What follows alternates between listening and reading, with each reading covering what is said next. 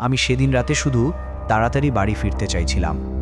হাইওয়েতে গাড়ি কম, বাতাস একটু ঠান্ডা, আর রাস্তার লাইটগুলো মাঝে মাঝে টিম টিম করছিল। অদ্ভুতভাবে ন্যাভিগেশন বারবার রিরুট হচ্ছিল, যেন আমাকে অন্য কোনো দিকেই পাঠাতে চাইছে। তখন বুঝিনি আসল ভয় আমার সামনে নয়, রাস্তার একেবারে শেষ প্রান্তে লুকিয়ে আছে। আধ ঘন্টা পর রাস্তা অস্বাভাবিক নিঃশব্দ হয়ে গেল।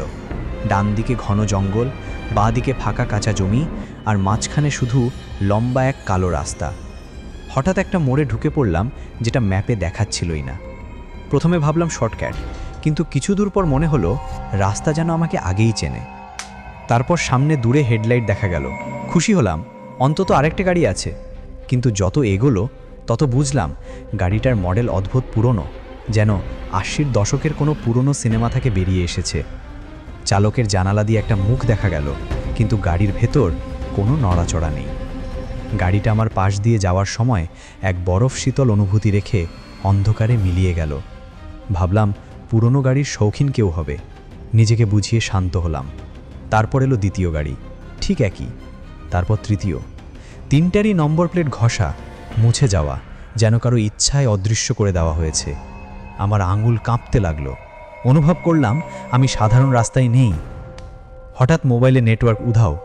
গাড়ির স্পিড বাড়ালাম, কিন্তু রাস্তা যত দ্রুত যাচ্ছিল ততই লম্বা হয়ে যাচ্ছিল, যেন কারোর জন্য তৈরি অনন্ত ট্র্যাক। তখন সামনে দূরে ধোঁয়া দেখলাম।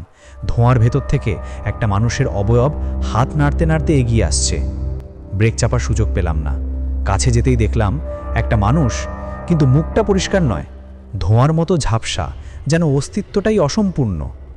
বোনেটের সামনে দাঁড়ানো সেই মানুষটার দিকে তাকিয়ে গাড়ি থেকে নেমে এলাম। বাতাসে হাড় কাঁপানো ঠান্ডা। লোকটা খুব ধীরে এগিয়ে এলো, কিন্তু তার পায়ের নিচে মাটির কোনো চাপ নেই, যেন হাঁটছে না, ভেসে আসছে। খুব নরম গলায় সে একটা কথাই বলল, এই রাস্তা তোমার নয়। তার কথা শেষ হতেই দূরে পুরনো সেই তিনটে গাড়ি আবার আসতে শুরু করলো। এবার হেডলাইটগুলো সরাসরি আমার চোখে বিদ্ধ হচ্ছিল। আতঙ্কে দৌড়ে নিজের গাড়িতে উঠতে গেলাম, তখনই পেছন থেকে কেউ আমার কাঁধ চেপে ধরল। আমি ঘুরলাম, আর যা দেখলাম আজও কাউকে ঠিকভাবে বলতে পারিনি। দেখলাম আমারই মতো কেউ, কিন্তু মুখটা নিভে যাওয়া, যেন মৃত্যুর পরের কোনো ছায়া। আর আপনি বিশ্বাস করুন বা না করুন, আমি এখনও সেই রাস্তাতেই আছি। প্রতিটি রাতেই সেই একই তিনটি গাড়ি, একই মোড়, একই ধোঁয়া, আর আজও কেউ না কেউ এসে বলে, এই রাস্তা তোমার নয়।